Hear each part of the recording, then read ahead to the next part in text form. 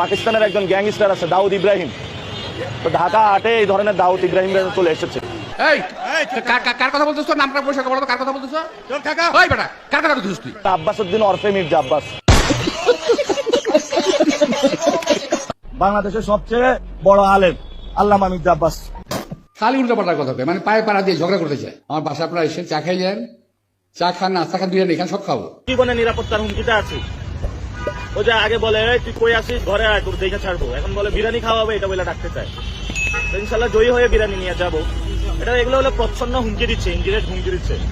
আমি বললাম যে শুনতে কথা না বলে বাবা বাসায় আসো, চা নাস্তা খাও, কথা বলি। উনি বললেন আমি একটি সন্ত্রাসী কালে হুমকি দিয়েছি।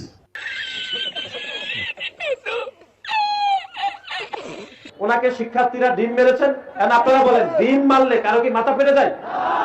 মিডিয়া তো উপরে থাকে, নিচে দিয়ে এমনি ঘুষি দিচ্ছে, ইট পাটকেল নিক্ষেপ করছে। আমি একটা ডিরেক্ট বড় একটা সন্ত্রাসীর বিরুদ্ধে দাঁড়ায় গেছি। এটা মনে হয় লাইফে আমি ভুল করে ফেলছি। আর এখন নির্বাচন করছি, তারাও যার যার জায়গায় ভালো, কিন্তু কথাবার্তা বেশি মাল বলতেছে। বেশি বলে ফেলছি, তো আমি ওনাকে নিয়ে আর বলতে চাই না। উনি ওনার মতন কাজ করুক, তবে আমি চাঁদাবাজদের বিরুদ্ধে সোচ্চার থাকবো।